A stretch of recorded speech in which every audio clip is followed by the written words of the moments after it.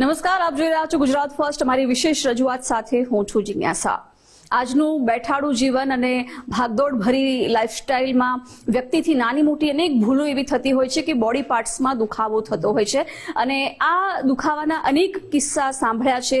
એ શોલ્ડરથી લઈને ની હોય કે પછી એન્કલ, તમામ પ્રકારના દુખાવા લોકોમાં હોય છે. પરંતુ આજે સ્પેશિયલી આપણે માર્ગદર્શન મેળવવાના છીએ કે પગમાં એન્કલ અને એડીમાં જે દુખાવાની સમસ્યા લોકોમાં સામાન્ય હોય છે, તો આ સમસ્યા કેમ હોય છે, કયા નિષ્કાળજીને કારણે આ પ્રકારના દુખાવા થાય છે ને એમાં ટ્રીટમેન્ટના ઓપ્શન શું છે એ જાણીશું. તો આપણે બદલાતી જતી લાઈફસ્ટાઈલ, બેઠાડું જીવન અને ભાગદોડ ભરી જિંદગીમાં નાની મોટી અનેક આપણે ભૂલો કરતા હોઈએ છીએ, જેના કારણે અઢળક શરીરમાં દુખાવાઓ થતા હોય છે અલગ અલગ પાર્ટ્સમાં. પરંતુ આજે વાત કરવી છે ફૂટ અને સ્પેશિયલ એન્કલમાં જ્યારે દુખાવો થાય છે ત્યારે શું તકેદારી રાખવાની હોય છે, કેવી ભૂલોના કારણે આ થતું હોય છે એ પણ સમજીશું. આજે અંગે માર્ગદર્શન આપણે મેળવીશું. આપણી સાથે orthopaedic surgeon, foot and ankle specialist doctor Parth Parikh સ્ટુડિયોમાં ઉપસ્થિત છે. ડોક્ટર પાર્થ, ખૂબ ખૂબ સ્વાગત છે આપનું સ્ટુડિયોમાં. Thank you. અને ડોક્ટર પાર્થ, સૌથી પહેલા તો આપણે સવાલ કરવો છે કે ઓર્થોપેડિક્સમાં આમ તો ઘણી બધી અલગ અલગ બ્રાન્ચ છે, પણ તમે ખાસ ફૂટ એન્ડ એન્કલ જ આ ડિપાર્ટમેન્ટ કેમ પસંદ કર્યું છે? ઘણો સારો સવાલ છે. એકચ્યુઅલી 90s સુધી જનરલ ઓર્થોપેડિક સર્જરી જ હોતી હતી. એના પછી જેવા 2000 ચાલુ થયું તો ની સર્જન, હિપ સર્જન, સ્પાઇન સર્જન, આર્થ્રોસ્કોપી સર્જન, આ બધા સુપર સ્પેશિયાલિટી ચાલુ થયા ઓર્થોપેડિક્સની અંદર જ. અને એવી રીતે જ ફૂટ એન્ડ એન્કલ અને હેન્ડ સર્જરી. અને ઇન્ટરેસ્ટિંગ વાત એ છે કે 2017 દોરાન મારા બહુ અંગત મિત્ર હતા જે સ્પોર્ટ્સ પર્સન બી હતા અને એમના લિગામેન્ટ તૂટી ગયા હતા. અને એ વખતે મેં જોયું કે ગુજરાતમાં dedicated full time exclusive foot and ankle surgeon હતા જ નહીં એ વખતે. એટલે દેટ મેડ મી મોટિવેટેડ કે ભાઈ હું જાઉં, એની ટ્રેનિંગ લઉં અને ફૂટ એન્ડ એન્કલ વિશે જે આખા ગુજરાતમાં કોઈ છે નહીં એ ફર્સ્ટ આપણે બનીએ અને એનાથી વધારે આપણે પેશન્ટ્સને બી પછી હેલ્પ કરી શકીએ. બિલકુલ ડોક્ટર પાર્થ, ખભાથી લઈને પગની એડી સુધી આમ તો સામાન્ય રીતે દુખાવાના પ્રશ્નો રોજિંદા જીવનમાં લોકોના રહેતા હોય છે, પણ તમારી સ્પેશિયાલિટી આમાં છે તો ફૂટ એન્ડ એન્કલ સુપર સ્પેશિયાલિટી તમારી છે. તો કેવા પ્રકારના દર્દીઓ અત્યાર સુધી તમારી પાસે આવ્યા છે? લોકોની સૌથી સામાન્ય ફરિયાદ, સામાન્ય સમસ્યા કેવી જોવા મળે છે? અમારા ત્યાં વિભિન્ન પ્રકારના પેશન્ટ્સ આવતા હોય. એ નાના છોકરાઓ જેમને ફ્લેટ ફીટ હોય અને પગનો દુખાવો થતો હોય રમતા, કે પાછળ પડી જતા હોય ભાગતા સ્કૂલમાં, ત્યાંથી લઈને ટીન્સ કે પછી 22-25 વર્ષના છોકરા છોકરીઓ જેમને અંગૂઠા અંદર જતા હોય કે ઇન્ફેક્શન થયો હોય ટોનેલમાં, એનાથી આગળ જતા માતાઓ જે 45 to 65 હોય જેમને એન્કલમાં પેન હોય ઘસારાના લીધે કે એમના એન્કલ નો ડિફોર્મિટી હોય, આવા બધા વિભિન્ન કાંડના પેશન્ટ્સ અમે જોતા હોઈએ છીએ. અને સામાન્ય તરીકે સૌથી જે મેઇન અમે જોતા હોઈએ બહુ કોમન એ છે એડીનો દુખાવો, જે સવારના સૌથી પહેલા થતું હોય. તો મેની પેશન્ટ્સ વધારે એડીના દુખાવા માટે આવતા હોય છે. ઓકે, તો સવારે જે વહેલી સવારે એડીમાં દુખાવો જે લોકોને જોવા મળે છે, તો એ શું એમની રૂટીન લાઈફમાં કરેલી કોઈ ભૂલના કારણે હોય છે કે આવું નેચરલી પણ ક્યારેક જોવા મળતું હોય છે? કેમ આ દુખાવો હોય છે? આ જે સવારના એડીમાં દુખાવો જે હોય છે એ જનરલી એને કહેવાય છે પ્લાન્ટર ફેસાઇટિસ. એમાં શું થાય છે કે માંસપેશી હોય છે જે એડીથી લઈને ટો સુધી જતો હોય. જ્યારે એ ટાઈટ થઈ જાય એ એડી સાથે ઘસાતો હોય અને એના લીધે માઇક્રોટેર્સ એટલે નાના નાના ફાટ અને સોજન થવા માંડે. અને આનું આપણે ધ્યાન ના રાખીએ તો આને સવારના પોરમાં અત્યંત દુખાવો અને એનાથી લીધે ચાલવામાં થોડો પ્રોબ્લેમ થઈ શકે છે. ઓકે, રૂટીન લાઈફમાં જે આપણે પસંદ કરતા હોય છે, શૂઝ છે કે આપણા હીલ છે, તો હીલ પેઇનમાં સૌથી મોટી ભૂલ શું કરે છે? ક્યારે ડોક્ટર પાસે આવા કેસીસમાં જવું જોઈએ? હા, એટલે સૌથી મોટી ભૂલ લોકો જ્યારે આ પ્લાન્ટર ફેસાઇટિસ કે એડીમાં દુખાવો થાય છે એને વેટ કરવા કે આ તો થોડોક દુખાવો છે એ પછી સારું થઈ જશે, એટલે વેટ કરવું અને ડોક્ટર પાસે કે ફૂટ એન્ડ એન્કલ સર્જન પાસે ના જવું એ સૌથી મોટી ભૂલ છે. અને બીજી કે શૂઝ, ઘણીવાર આવો દુખાવો થતો હોય તો લોકો જાતે શૂઝ બદલી લેતા હોય છે કે આનાથી સારું થશે. તો આ બે મેઇન મોટી ભૂલ અમે જોતા હોઈએ છીએ જેને એડીના દુખાવાથી એ તરત ઓછું નથી થતું. ઓકે, તો શરૂઆતમાં જો એને ઇગ્નોર કરવામાં આવે છે કે ક્યારેક ઠીક થઈ જશે, તો લાંબા ગાળે શું આ સિરિયસ પ્રોબ્લેમ બનીને પણ આપણને આગળ જોવું પડે છે? હીલ પેઇન જો ટ્રીટ ના થયું અને ક્રોનિક થયું, એનો મતલબ કે 6 મહિનાથી વધારે થયું, તો એ બહુ પ્રોબ્લેમેટિક કરી શકે છે. ચાલવામાં, ઊભા રહેવામાં, એ બધામાં પ્રોબ્લેમ કરી શકે છે. અને આગળ જતાં જો એનું ધ્યાન ના રાખવામાં આવ્યું અને એનું ટ્રીટમેન્ટ ના થઈ તો સર્જરી સુધી બી વાત પહોંચી શકે છે. એટલે ડોક્ટર એ જ સમજવું છે કે એક સમય હતો કે જ્યારે એક ખાસ ઉંમરે આ પ્રકારના દુખાવાઓ જોવા મળતા, પરંતુ હવે વયોવૃદ્ધ અવસ્થામાં પણ અને ખાસ તો નાના બાળકોમાં પણ આ સમસ્યા જોવા મળતી હોય છે કે અલગ અલગ બોડી પાર્ટ્સમાં દુખાવા થતા હોય છે. સ્કૂલમાં જતા બાળકોમાં પણ આ સમસ્યા હોય છે. શું કહેશો આના વિશે? સ્કૂલમાં જતા બાળકોમાં સૌથી પહેલા હવે જે પ્રોબ્લેમેટિક થયું છે ફ્લેટ ફીટ છે, જે સિમ્પ્ટોમેટિક થઈ ગયા છે. ફ્લેટ ફીટ એ 30% લોકો વર્લ્ડમાં એમને હોય છે, પણ અત્યાર સુધી ઘણી વાર એ સિમ્પ્ટોમેટિક હતું, એટલે ફ્લેટ ફીટ હોય પણ દુખાવો એનો એટલો રહેતો નહોતો. પણ હવે અમે જોઈએ છે કે બાળકોમાં, સ્કૂલ જતા બાળકોમાં બી પ્રોબ્લેમ આવતો હોય છે. એ કેમ હોય છે? તો સાધારણ તરીકે જ્યારે તમારા પેરેન્ટ્સ હોય એ બધા સ્કૂલે કે બધે જતા હતા, એ ચાલતા જતા હતા કે મેક્સિમમ બસમાં જતા હતા. અમે લોકો માની લો કે સાયકલ યુઝ કરવા માંડ્યા, આજુબાજુની વસ્તુ, ઘરની વસ્તુઓ કરવા માંડ્યા, કામમાં રાતના લેટ સુધી રમતા હતા. એટલે always we use to walk, run, do everything. હવેના છોકરાઓ આઈપેડ અને આઈફોનથી બહાર આવતા નથી. એ લોકો આખો દિવસ ઘરે પડ્યા હોય છે, ક્યાંય જવાનું હોય તો ડ્રાઈવર હોય છે, સાંજે બહાર રમવા જતા નથી. એટલે એડેપ્ટેશન્સ બોડીમાં થતા નથી. એટલે જે ફ્લેટ ફૂટ હોય એના આજુબાજુના મસલ્સ જે એડેપ્ટ થવા જોઈએ થતા નથી, એટલે એમને પેઇન ચાલુ થઈ જતા હોય છે. સામાન્ય તરીકે આપણે સમજીએ તો જે માણસનો અંગૂઠો ના હોય તો એ ધીરે ધીરે એડેપ્ટ થઈને એનાથી પેઇન્ટિંગ બી સરસ કરી શકતો હોય છે. એવી રીતે જ હૃદયમાં જો લોહીનું એક નળી બંધ થઈ હોય તો બાકીની નળીઓ થઈ જતી હોય, જેને કોલેટરલ્સ કહેવાય. એવી રીતે જ મસલ્સ બીજા બધા એડેપ્ટ કરી શકાય જ્યારે એમને ફ્લેટ ફૂટ હોય. પણ જો એ ના થાય તો એ બધા પેઇન ચાલુ થઈ જાય છે, અને ઇવન સ્કૂલ ગોઈંગ ચિલ્ડ્રનમાં અમારે સર્જરી કરવી પડે છે. ઓકે, તો રૂટીન લાઈફમાં ઘણી બધી જે નિષ્કાળજી રાખવામાં આવે છે એનું પણ આ પરિણામ હોઈ શકે. દરેક બીમારીમાં જેમ હેલ્ધી ફૂડ ઇમ્પોર્ટન્ટ હોય છે, દરેક પ્રકારના પોષક તત્વો ઓબ્ઝર્વ કરવા બોડી માટે જરૂરી હોય છે, તો એવા કોઈ પોષક તત્વો કે જેને ઉણપના કારણે પણ આ દુખાવો થતો હોય એવું કંઈ હોય છે આમાં? Nutrition in general is very important. એટલે તમે જો સ્પોર્ટ્સ પર્સન હો કે એથ્લીટ હો તો એ ન્યુટ્રિશનનું ધ્યાન રાખવું જરૂરી છે. અને વિટામિન્સ અને મિનરલ રિચ ફૂડ હોય, બેલેન્સ ડાયટ હોય એ જરૂરી છે. અને એ ના હોય તો એના લીધે ઘણા બધા મસલ્સ અને બોન્સના ઇશ્યુઝ થઈ શકે છે, જે ફૂટ એન્ડ એન્કલમાં બી એનો પરિણામ જોવા મળે છે. ઓકે, તો ભવિષ્યમાં આવી સમસ્યા ટાળવા કઈ કઈ કાળજીઓ, પ્રિકોશન્સ લેવા જરૂરી બની જાય છે? ફ્લેટ ફૂટમાં મેઇનસ્ટે છે ફિઝિયોથેરાપી, એટલે એને એક્સરસાઇઝ. આજુબાજુના જે મસલ્સ છે, એમના નાના મસલ્સ ફૂટના છે, એ બધાને આપણે એક્સરસાઇઝ, હેલ્ધી રીતે એક્સરસાઇઝ કરીએ તો એના ખાસો ફરક પડી શકે છે. મેઇનલી શૂઝ જે ટાઈપના આપણે પહેરીએ, ઇન્સોલ્સ જે હોય, જે કસ્ટમાઇઝ આપણે કરી શકીએ, તમારો કેટલો ફ્લેટ ફૂટ છે એના રીતે જે કસ્ટમાઇઝ થાય, અને બેર ફીટ વોકિંગ. આ 4-5 વસ્તુઓ છે જે આપણે જો ધ્યાન રાખીએ તો આ નોન પ્રોબ્લેમેટિક ફ્લેટ ફૂટથી આપણે એ રીતે જ રાખી શકીએ અને પ્રોબ્લેમમાં ના આવી શકીએ, ફ્લેટ ફૂટથી સિમ્પ્ટોમેટિક ના થાય. ઓકે, હવે જ્યારે તમે ઓર્થોપેડિક સર્જન છો, સર્જરીની વાત કરીએ, પહેલા એ સમજવું છે કે જ્યારે એન્કલમાં દુખાવો અથવા એડીમાં દુખાવો હોય છે, જનરલી દર્દીઓ આપની પાસે પહોંચે છે, તો કેવી રીતે નક્કી થાય છે? નિદાન માટે કેવા પ્રકારના રિપોર્ટ્સ છે, સ્ક્રીનિંગ કરવામાં આવે છે, ખબર પડે છે કે કેટલો દુખાવો છે ને આમાં આગળ શું કરી શકાય? ફ્લેટ ફીટમાં અમે જનરલી નોન વેટ બેરિંગ અને વેટ બેરિંગ, એનો મતલબ શું કે જ્યારે વજન નથી આપતા ત્યારે પગનું આર્ચ અને પગ કેવો છે, અને પગ મૂકો છો અને વજન આપો છો ત્યારે પગ કેવો છે. ફ્લેટ ફીટમાં જ્યારે તમે પગ મૂકો એ આખો બદલાઈ જાય છે, એ અંદરની બાજુ આવવા માંડે છે, અને એના લીધે આખા એન્કલ, તમારા હિપ્સ, તમારા નીઝ, એનો આખો બાયોમિકેનિકલ એક્સિસ અંદરની બાજુ જવા માંડે છે. ઇવન તમારો જે સ્પાઇન હોય એ આગળ આવે છે. એટલે એ ફ્લેટ ફૂટ એટલે ઇમ્પોર્ટન્ટ છે કે આના લીધે 4-5 જોઇન્ટ્સને પ્રોબ્લેમ થઈ શકે, આગળ જતા એમનામાં ઘસારો ફાસ્ટ થઈ શકે. એટલે ફ્લેટ ફૂટને કરેક્ટ કરવું either by a surgery or by implants or by any physiotherapy એ બહુ જ અજ્ઞત છે. અને એ અમે આ એક્સરેસ પાડીને વેટ બેરિંગ અને નોન વેટ બેરિંગ જે હોય અને એનું કેટલું અંદર જાય છે એ જોઈને અમે ઘણીવાર કન્ફર્મ કરતા હોઈએ છીએ કે આમાં અમે આગળ શું કરીશું.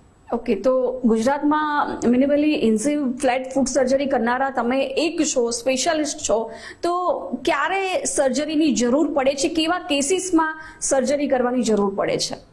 હા, એટલે ફ્લેટ ફૂટ સર્જરીમાં અમે મિનિમલ ઇન્વેઝિવ, એટલે એક નાનકડો ટાંકો લઈને અને નાનકડી એક ઇન્સિઝન લઈને અમે એ સર્જરી કરતા હોઈએ છીએ, જેમાં ફ્લેટ ફૂટ આખું કરેક્ટ થઈ જતું હોય. જે પગ અંદર જતા હોય છે એ પગ સીધા થઈ જાય છે, બાયોમિકેનિકલ એક્સિસ સ્ટ્રેટ થઈ જાય છે, અને એનાથી હિપ અને ની અને સ્પાઇનને પછી આગળ જતા પ્રોબ્લેમ નથી પડતા.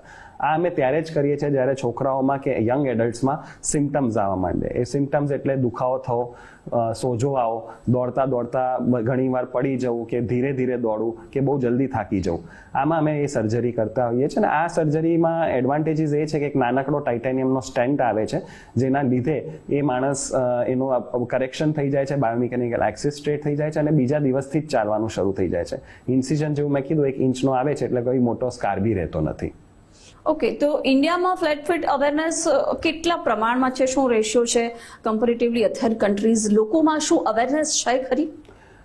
અધર કન્ટ્રીઝના કમ્પેરિઝનમાં તો ખાસો ઓછો અવેરનેસ છે ઇન્ડિયામાં. પણ હવે મને એ ગમે છે કે જ્યારે હું પેરેન્ટ્સને જોઉં છું, જે સ્કૂલ ગોઈંગ ચિલ્ડ્રન હોય છે, એ આવે છે અને અમને સામેથી કહે છે કે આને ફ્લેટ ફીટ છે, કે અમે જીમ ટ્રેનર્સ કે જીમ ઓનર્સ હોય છે એ એમના ક્લાયન્ટ્સને કહેતા હોય કે તમને ફ્લેટ ફીટ છે, એકવાર દેખાડી દો. ઇવન શૂઝના જગા ઉપર તમે જાઓ ત્યારે હવે જે માણસો હોય છે, સેલ્સમેન હોય છે, એ બી ઘણીવાર કહેતા હોય છે કે આ તમને ફ્લેટ ફૂટ છે તો આવા શૂઝ તમને વધારે સારા પડશે. એટલે ધીરે ધીરે અવેરનેસ વધી રહી છે, પણ કમ્પેરિઝનમાં હજુ બહુ ઓછી છે. એટલે આપણે એ અવેરનેસ જ વધારવાની જરૂર છે આખા ઇન્ડિયામાં.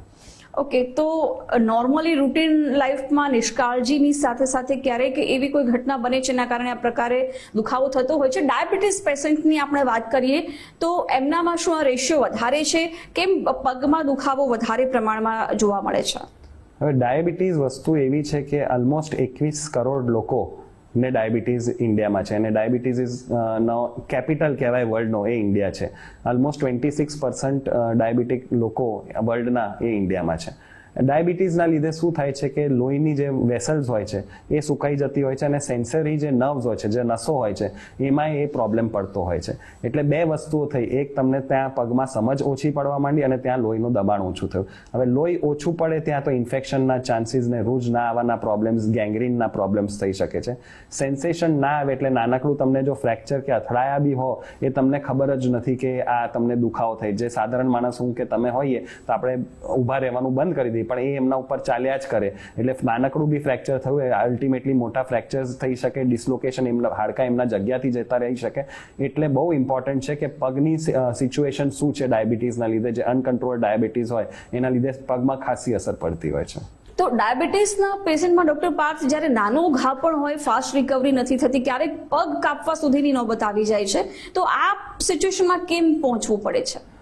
હવે ડાયાબિટીસ એ એક બહુ ટ્રિકી સિમ્ટમ્સ લાવે છે. સૌથી પહેલાં જ્યારે આવ્યું નાનકડું બી એ કાપ પડે છે, એના લીધે ત્યાં તમને સમજ નથી હોતી પેશન્ટને કે એને ખબર પડે કે આ થયું છે, એટલે એના ઉપર ચાલ્યા કરે એટલે માટીને એવા બધા પદાર્થો એ ઇન્ફેક્શન ચાલુ કરી શકે છે નાનકડા કાપમાં. બીજી વસ્તુ, કારણ કે એના ઉપર ચાલતા હોય તો ઘસાવો ચાલ્યું છે હોય કન્ટિન્યુઅસલી, એટલે રૂજ આવવામાં બી પ્રોબ્લેમ હોય. લોહીની પ્રમાણ ત્યાં ઓછું હોય એટલે ઇન્ફેક્શન જલ્દી સેટિંગ થઈ શકે, અને આના લીધે ધીરે ધીરે આ ઇન્ફેક્શન થઈ શકે છે, હાડકાના પ્રોબ્લેમ કરી શકે છે, રૂજ ના આવવાના કારણે અને લોહી ના પહોંચવાના કારણે ગેંગ્રીન થઈ શકે છે, અને અલ્ટિમેટલી એક નાનકડો કાપ એ એક એમ્પ્યુટેશન સુધી બી લઈ જઈ શકે છે. એટલી એ ડાયાબિટીસનો કહેર હોય છે. તો આવા કેસીસમાં દરેક ડાયાબિટીક પેશન્ટે શું ધ્યાન રાખવું જરૂરી બની જાય છે? જ્યારે તમને ખબર છે કે તમને ડાયાબિટીસ છે, ઓલ્સો અનકન્ટ્રોલ્ડ ડાયાબિટીસ છે, અને હવે તમે એને કંટ્રોલમાં લાવવા માંગો છો, કેર ઓફ યોર ફીટ એટલે શું? રોજે સાંજે કે રાતના ઊંઘતા પહેલા તમે તમારા પગને તપાસો, કોઈ કાપ નથી, કોઈ સોજો નથી, ક્યાંય લાલાશ નથી, આ જુઓ. બીજું, કેર ઓફ ધ ફીટમાં તમે એ કરી શકો કે એ મોજા પહેરો, ત્યાંથી તમને કંઈ હાથ વસ્તુઓ વાગે નહીં, કારણ કે સેન્સેશન્સ બહુ ઓછા હોય એટલે તમને ખબર ના પડે. ઓલવેઝ ડ્રાય રાખો તમારી સ્કિનને, મોઇશ્ચરાઇઝડ રાખો, નેલ્સ ટાઈમ ટુ ટાઈમ જુઓ કે એ કંઈક વ્યવસ્થિત છે કે નહીં. એટલે આ નાની નાની વસ્તુઓ જો તમે ધ્યાનમાં રાખો તો આગળ જતા એ મોટા પીડાથી તમે બચી શકો છો ડાયાબિટીસમાં. ઓકે, તો આ બધી બાબતોની સાથે સાથે હવે આપણે સ્પોર્ટ્સની પણ વાત કરીએ. ક્યારેક જેટલા પણ લોકો સ્પોર્ટ્સ સાથે સંકળાયેલા છે, સ્પોર્ટ્સ રમતા સમયે એમને ઇન્જરીઝ થઈ જતી હોય છે, એ કેટલું કોમન છે ને એમાં આ પ્રકારનો દુખાવો કેટલો કોમન છે? સ્પોર્ટ્સ ઇન્જરીઝ હવે સખત કોમન થવા માંડી છે ઇન્ડિયામાં, ગુજરાતમાં અને એના કરતાં અમદાવાદમાં. જે રીતના હવે સ્પોર્ટ્સનું કલ્ચર શરૂ થયું છે, પિકલ બોલ, પેડલ બોલ, બોક્સ ક્રિકેટ, હવે રોજે સાંજે લોકો રમી રહ્યા છે, અને એજ ગ્રુપ ડિફરન્સ છે. કોલેજથી લઈને મોટા 45-50 યર ઓલ્ડ્સ બી રમે છે. એટલે આ જ્યારે જેટલું રમવાનું શરૂ થયું છે, જો વ્યવસ્થિત ધ્યાન નથી આપ્યું કે એકદમ ઇરેટિક રીતે રમે છે, કે શૂઝ વ્યવસ્થિત નથી, તો એના લીધે સ્પોર્ટ્સ ઇન્જરીઝ એટલે એન્કલ ટ્વિસ્ટ થવો, લિગામેન્ટ તૂટવું કે નાના નાના ફ્રેક્ચર્સ થવાના હવે કેસીસ વધારે થવા માંડ્યા છે. ઓકે, સ્પોર્ટ્સની સાથે એક ક્વેશ્ચન, જીમ જે લોકો કરે છે, કદાચ લેગનું વર્કઆઉટ કરે છે, હેવી વર્કઆઉટ કરે છે, દરમિયાન પણ આ નાના મોટી સમસ્યાઓ રહેતી હોય છે, તો એ પણ એક કોમન રીઝન હોય છે ક્યારેક આમાં? હાજી, એટલે જીમ હોય, સ્પોર્ટ્સ હોય, બધામાં એક પર્ટિક્યુલર વે તમારે ટ્રેન થવું જોઈએ. વોર્મઅપ એક્સરસાઇઝીસ હોય, પછી તમે વેટ્સ કરો, વેટ્સમાં જો ઇન્જરી કે એવું કંઈક થતું હોય તો રિહેબિલિટેશન પૂરું કરો, અને રિહેબિલિટેશનનો આખો ફેઝ પૂરો કરો, પછી જ you can get back to your things. એવી જ રીતે સ્પેસિફિક શૂઝ હોય સ્પેસિફિક વસ્તુઓ માટે, even four court specific shoes હોય. એટલે વોર્મઅપ, શૂઝ, કઈ રીતે તમે એ વસ્તુ કરો છો અને એના પછી રિહેબિલિટેશન બરાબર કરો છો કે નહીં. જો આમાં ક્યાંય બી પ્રોબ્લેમ થવા માંડે તો સ્પોર્ટ્સ ઇન્જરીઝ થવાના ચાન્સીસ બહુ વધારે છે. Okay, repeated ankle sprain dangerous હોઈ શકે, કેમ કે ઘણી વખત મચકોડની સમસ્યા સામાન્ય રીતે જોવા મળતી હોય છે, પણ વારંવાર આ થવું શું લાંબા ગાળે મોટું નુકસાન થઈ શકે? વારંવાર એન્કલ ટ્વિસ્ટ થવો એનો મતલબ કે જે તમારા મેઇન લિગામેન્ટ છે, જેને ATFL કહેવાય છે, એમાં ઈજા થઈ છે કે એ લૂઝ થઈ ગયો છે કે એ તૂટી ગયો છે. આવું થતાં જ એ જ્યારે તમે વધારે એ એન્કલથી માંગો કામ, એ ટ્વિસ્ટ થઈ જતો હોય, જેને રિકરન્ટ ટ્વિસ્ટિંગ કહેવાય. આવા ટાઈમે એ જરૂરી છે કે એક ફૂટ એન્ડ એન્કલ સર્જન એને જુએ અને જુએ કે એ સ્ટેબિલિટી આપે છે કે નહીં. કારણ કે ઘણીવાર જ્યારે રિકરન્ટ એન્કલ ટ્વિસ્ટ હોય તો એ લિગામેન્ટ બનાવવાની જરૂર પડતી હોય છે, અને આ જનરલી એટલે જ થાય છે જે બૂટ તમે વ્યવસ્થિત ના પહેરતા હો કે વ્યવસ્થિત વોર્મઅપ ના કરતા હો અને રમતા હો, ત્યારે આ વસ્તુ થવાના ચાન્સીસ વધારે છે. ઓકે, પ્રોફેશનલ એથ્લેટ્સ જે છે અને સામાન્ય લોકો છે, બંનેમાં આ દુખાવાની સમસ્યા કોમન રહેતી હોય છે, પણ ડિફરન્સ શું હોય છે? સામાન્ય લોકોમાં એ માની લો કે 6 વાગે એનું કામ પત્યું ગયું અને એ 8 વાગે સીધા રમવા ગયા, પણ એવી રીતે રમવાના છે કે પહેલી વારમાં જ રમે છે કે 5 ગેમ રમી લેશે, 6 ગેમ રમી લેશે. કોઈ શૂઝ ઓફિસથી જ પહેરીને આવ્યા છે અને પેન્ટમાં રમી રહ્યા છે, સ્લીપ થવાના ચાન્સીસ વધારે છે, કે વોર્મઅપ નથી કર્યું. એટલે એ બધું ઇરેટિક જે વસ્તુઓ હોય, પ્રિપેર્ડ વ્યવસ્થિત ના હોય, you have to go phase by phase, layer by layer, એ ના થતું હોય ત્યારે પ્રોબ્લેમ પડે કોમન પીપલમાં.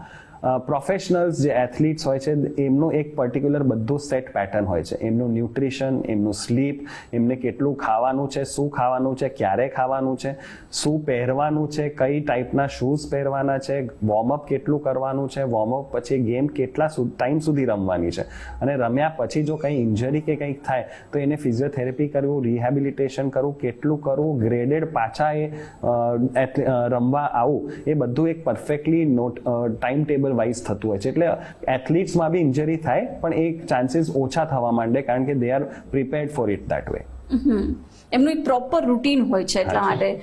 ઓકે, તો પગનો અંગૂઠો પણ ક્યારેક વાંકો થવું, આ બધી સામાન્ય સમસ્યાઓ હોય છે, તો એની માટે શું એ કોસ્મેટિક પ્રોબ્લેમ છે? અંગૂઠો અંદર જવો અને બીજા અંગૂઠા સુધી અડવું એ બનિયન કહેવાય છે, અને એ કોસ્મેટિક પ્રોબ્લેમ તો ખરો જ, પણ સાથે સાથે એના બીજા બધા પ્રોબ્લેમ્સ બી થઈ શકે. જ્યારે અંગૂઠા અંદર જવા માંડે અને બીજા અંગૂઠા સાથે અડવા માંડે, ત્યાં નોન હિલિંગ અલ્સર્સ થવાના ચાન્સીસ વધી જાય છે.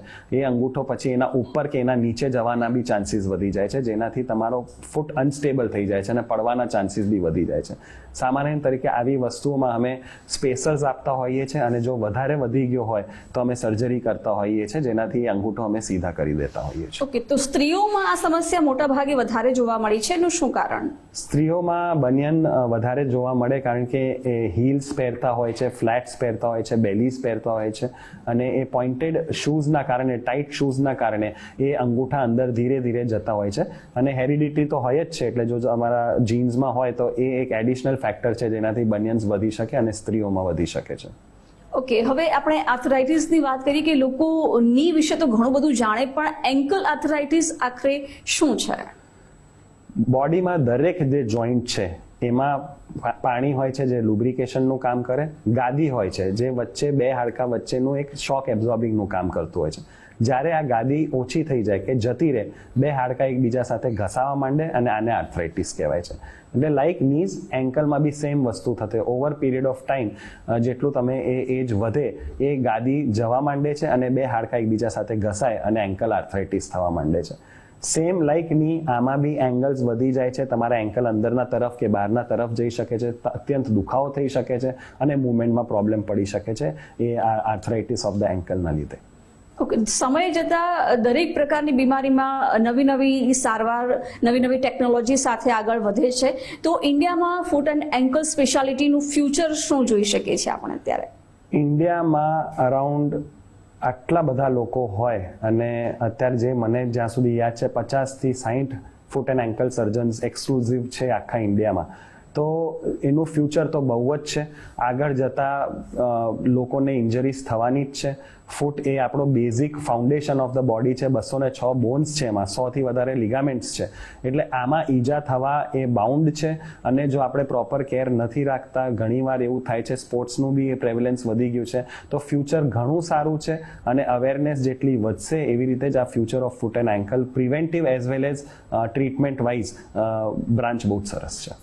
અને તમારી પાસે તો અઢળક દર્દીઓ અત્યાર સુધી આવ્યા છે, તમારો આટલા વર્ષોનો અનુભવ છે, તમને સ્પેશિયલી સેટિસ્ફેક્શન ક્યારે મળે છે?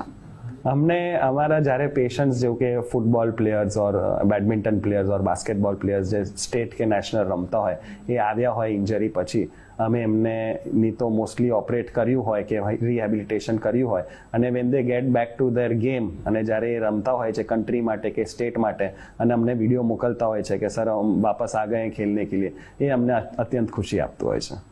ઓકે, બોડીના અલગ અલગ પાર્ટ્સમાં જે દુખાવો થાય છે, શોલ્ડરથી લઈને આપણે પગની એડી સુધીની વાત કરીએ તો બીજા પાર્ટ્સના પણ દુખાવાના, શોલ્ડર લઈ લો, બેક પેઇન લઈ લો, ની પેઇન છે, અને કમ્પેરેટિવલી આ જે તમે જે સ્પેશિયાલિટી છે ફૂટ અને ખાસ એમાં તો એન્કલમાં, તો એ રેશિયો કેટલો છે, કેટલો પેશન્ટનો રેશિયો વધારે જોવા મળે છે?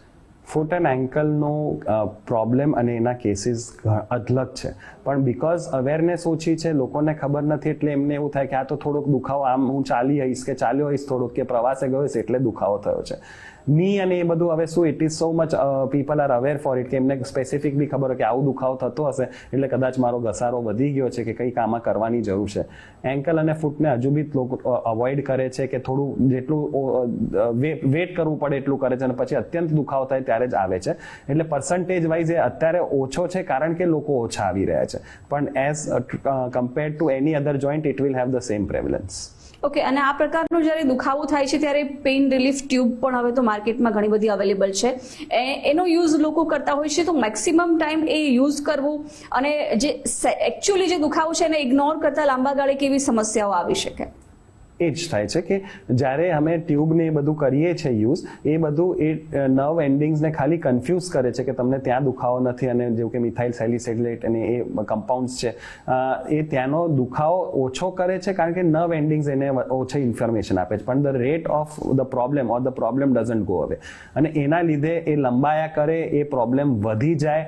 એ જો નાનકડો લિગામેન્ટ ખાલી સ્ટ્રેચ થયું હોય એને આગળ જતા પ્રોબ્લેમ થઈ શકે છે, અને અમારા પાસે પછી એ કેસીસ એવા એન્ડિંગમાં આવે કે આપણે સર્જરી સિવાય કંઈ જે પહેલા અમે બચી શકતા હતા એ બચવાના આસાર ઓછા થઈ જાય છે.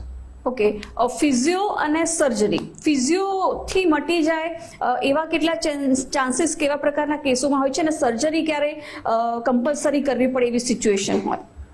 મોસ્ટલી કેસીસ જે સ્ટાર્ટિંગમાં કે જસ્ટ એમને કંઈ પ્રોબ્લેમ થયો અને આવ્યા હોય તો physiotherapy can take care of those cases. જ્યારે મસલ બિલ્ડિંગ કે મસલ સ્ટ્રેન્થનિંગ કે stretching exercise programme, rehabilitation programme હોય ત્યારે.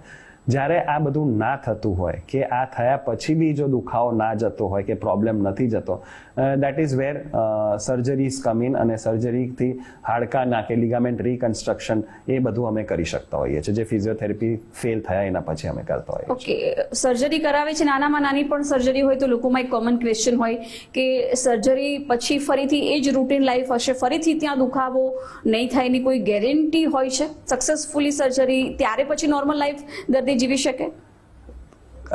ગેરંટી તો કોઈ નથી હોતી, પણ યસ, વી ઓલવેઝ ટેલ ધેમ કે સર્જરી જે અમારો ઇન્ટેન્ટ છે, જે અમારે કરવું છે અને જે આના પાછળનો પ્રિન્સિપલ છે, why we are doing it, 100% guarantee તો I don't think anyone can give, but mostly whatever our patients have gone through this sports medicine જેને કહેવાય કે એના લીધે જે લિગામેન્ટ રપ્ચર્સ થાય કે ફ્રેક્ચર્સ થાય, દે અબાઉટ 3-3.5 મહિને એ પાછા એમના ગેમમાં પાછા આવી શકતા હોય છે. ઓકે, તો કોઈ પણ સર્જરી મોટી યા નાની હોઈ શકે, તો એન્કલ અને ફીટની જ્યારે સર્જરી થાય છે ત્યારે કેટલા કલાકનો સમયગાળો હોય છે અને પછી દર્દી કેટલા સમયમાં રૂટીનમાં આવી શકે છે? શું ધ્યાન રાખવાનું હોય છે? જનરલી જ્યારે સર્જરી થઈ જતી હોય છે એમને અમે અબાઉટ 2 months જેવું, એટલે 6 અઠવાડિયાથી 8 અઠવાડિયા સુધીનો અમે એક ટાઈમ આપતા હોઈએ છીએ, જ્યારે સર્જરીને એનું બધું હાડકા બેસતા, રૂજ આવતા અને બધી વાર લાગતી હોય છે. અને after that 1 month of rehabilitation હોય છે. એટલે જનરલી જો સ્પોર્ટ્સ પર્સન કે એથ્લીટ હોય તો 3 મહિનાનો એક ગેપ હોય છે જેમને એમને એક્સેપ્ટ કરવો પડે છે, અને 3 મહિનામાં they can get back to there routine, અને પછી ધીરે ધીરે કરતા about 4 months they can get back to the level of the sports they were playing. Generally 2 થી 3 કલાકની સર્જરી ચાલતી હોય છે, 2 થી 3 દિવસનો સ્ટે હોય છે. અને સારી વસ્તુ એ છે કે જે પહેલા બેડ રેસ્ટ થતો તો હવે બેડ રેસ્ટ નથી, બીજા પગ અને વોકરથી પહેલા દિવસથી ચાલી શકે છે. એટલે એમનો વોશરૂમ અને બાથરૂમ એક્ટિવિટીઝ, ઘરમાં ફરવું, એ બધું even after surgery they can get it done. Okay, અને છેલ્લે અમારા દર્શક મિત્રોને તમારા આટલા વર્ષોનો એક્સપિરિયન્સ છે, જે નાની મોટી ભૂલો દર્શક મિત્રો કરતા હોય છે એના કારણે કદાચ આ પરિસ્થિતિ ઊભી થાય છે, શું એક સારો મેસેજ આપશો? બધા જે રમતા હોય છે, ગુડ કે હવે અમદાવાદ એક સ્પોર્ટ્સ કમ્યુનિટી થઈ ગઈ છે, એક્ટિવ થઈ ગઈ છે. આ જગ્યા છે જ્યાં તમે થોડુંક કેલરીઝ બી બર્ન કરી શકો, લોકોને બી મળી શકો, છોકરાઓને બી લઈ જઈ શકો, અને તમારો એક તરફનો એક એક્સટર્નલ એક્ટિવિટી બી થાય. સો આઈ એમ વેરી હેપી કે લોકો પિકલ બોલ ને આ બધું રમે છે રોજે સાંજે. બસ એ ધ્યાન રાખવું કે તમે જે સ્પોર્ટ રમો છો એના સ્પેસિફિક શૂઝ, બેડમિન્ટનના સ્પેસિફિક શૂઝ હોય, પિકલ બોલના સ્પેસિફિક શૂઝ હોય, એ શૂઝ વડે જ રમો. એના જે સ્પોર્ટ્સ ઇક્વિપમેન્ટ અને સ્પોર્ટ્સ વેર હોય એમાં જ તમે રમો, અને થોડુંક વોર્મઅપ કરીને રમો. જો દુખાવો થતો હોય તો એને ઇગ્નોર ના કરો. સૌથી પહેલા એક ફૂટ એન્ડ એન્કલ સ્પેશિયલિસ્ટને મળો. ટ્વિસ્ટ થયું હોય કે પડ્યા હો તો એ સારું થઈ જશે, એ જરૂરી નથી. એકવાર એક એડવાઇસ લેવી is a good thing to do. અને જો તમને કંઈક વાગ્યું હોય તો એનું જે પ્રોપર રિહેબિલિટેશન પ્રોટોકોલ જે એક ફિઝિયોથેરાપિસ્ટ આપે એ ફોલો કરીને જલ્દી પાછા આવું, એ ભૂલ ના કરવી. આટલું તમે ધ્યાન રાખશો તો I don't think you will have a problem. Okay, તો ડોક્ટર પાર્થ, આપ અમારા સ્ટુડિયોમાં ઉપસ્થિત રહ્યા અને આટલું સરસ માર્ગદર્શન દર્શક મિત્રોને આપ્યું છે, ખૂબ ખૂબ આભાર આપનો. Thank you. તમારી વિશેષ રજૂઆતમાં હાલ બસ આટલું જ. નવા એક વિષય સાથે ફરીથી મળીશું. મને આપશો રજા. નમસ્કાર.